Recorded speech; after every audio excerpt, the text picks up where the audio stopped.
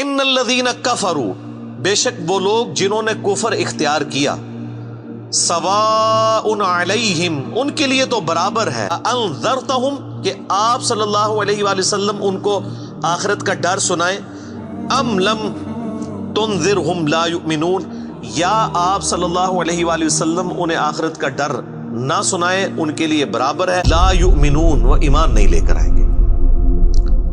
اچھا، اس کا یہ مطلب نہیں ہے کہ جو کافر ہے اس کو آپ نے تبلیغ نہیں کرنی ہے۔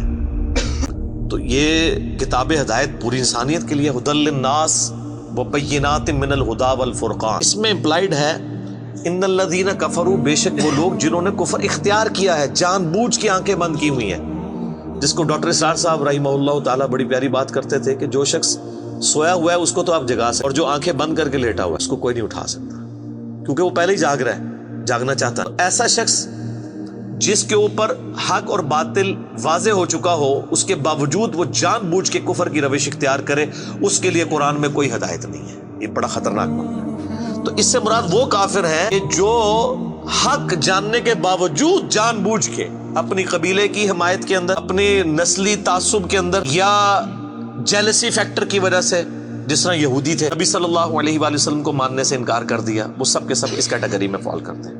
ان کے لیے اب آپ ان کو تبلیغ کریں نہ کریں، ان کے لیے برابر، وہ ایمان نہیں لے کر آئیں۔ ختم اللہ علی قلوبہم، اللہ نے ان کے دلوں پر مہر لگا دی ہے، سیل کر دیا، یعنی سیل ہو گئی، اب کوئی چیز اس کے اندر داخل نہیں ہو سکتی۔ وعلی سمعہم، اور ان کے کانوں پر بھی، وعلی ابصارہم، اور ان کی آنکھوں پر بھی، غشاوۃ، پردہ پڑ جو، ولہم عذاب عظیم، اور ان کے لیے بہت بڑا عذاب تیار کر رکھا ہے اللہ نے۔ وَنَعُوذُ بِاللَّهِ تَعَالَى اللہم اجرنا من النار، اللہم اجرنا من النار، اللہم اجرنا من النار۔ اچھا، قرآن کا طالب علم جب اس طرح کی آیات پڑھتا ہے نا تو وہ پریشان ہو جاتا ہے کہ بھئی قرآن تو بہت سٹریٹ فارورڈ ہے، اور آپ دیکھ رہے ہیں کہ اللہ تعالیٰ کے مزاج میں وہ چیزیں نہیں ہیں جو آپ کو میٹھے میٹھے واعظین بتاتے ہیں۔ اس لیے میں کہتا ہوں کتابوں کا خدا اور ہے اور بابوں کا خدا اور۔ قرآن بہت سٹریٹ فارورڈ ہے، کیونکہ یہ کلام کرنے والا کون ہے؟ اللہ، بے پرواہ ہے، اور وہ اسی پیشن کے ساتھ بات کرے گا تو آپ بھی اللہ کو سیریس لیں گے نا۔ اور اگر آپ کو یہ کہانی کرائی جائے گی، خیر ہے، جیسے ایک نانی ماں ہوتی ہیں، ایک دادی ماں ہوتی ہیں، تو اللہ تعالیٰ تو نانی اور دادی سے بھی بڑھ کے رحم کرنے والا ہے۔ یہ کہانی یہ کس آیت میں، کس حدیث میں لکھی ہوئی ہے یہ بات؟ اور میں اس کو پھر اینٹی وینم الزامی جواب کے طور پہ، پھکی کے طور پہ کہتا ہوں کہ اگر یہ نانی دادی اور ماں کے ساتھ آپ اللہ کو تشبیہ دے رہے ہیں اس کی محبت کو، تو کیا یہ نانی دادی اور ماں والی محبت اللہ تعالیٰ کی ابو جہل اور فرعون کے ساتھ بھی؟ سارے کہیں گے نہیں۔ تو جو کلمہ پڑھ کے اللہ کے نافرمان اور باغی ہے ان کے ساتھ بھی ہے، جو اللہ کی طرف رجوع لے آئے ان کے لیے۔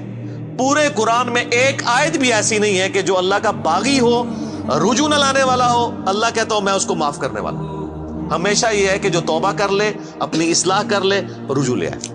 یہ درجنوں آیات ہیں، وہ وقت کے ساتھ آئیں گی، ورنہ تو میں اسی آیت کے اوپر ہی پورا یہ لیکچر ختم کر دوں گا، پھر آپ کا وہ یہ مصحف تو پچھلا تو 9 سال میں ختم ہوا ہے، یہ 18 سال میں بھی ختم نہیں ہونا۔ لیکن جنرل میں بات ضرور کروں گا تاکہ آپ کو ایک کنسیپٹ کلیئر ہو۔ یہ جو باتیں بتائی گئی ہیں بالکل نان سینس باتیں ہیں، اس طرح کا کوئی کنسیپٹ نہیں ہے اسلام۔ ایک میرا یوٹیوب پہ کلپ بھی ہے، اللہ کی رحمت سے دھوکہ، وہ آپ کلپ دیکھیں، میں نے اس میں کراس ریفرنس کے طور پہ کئی آیات پیش کی ہیں کہ یہ آپ کو بالکل کہانی کرائی گئی ہے۔ اللہ تعالیٰ اپنے معاملات میں بہت سخت ہے۔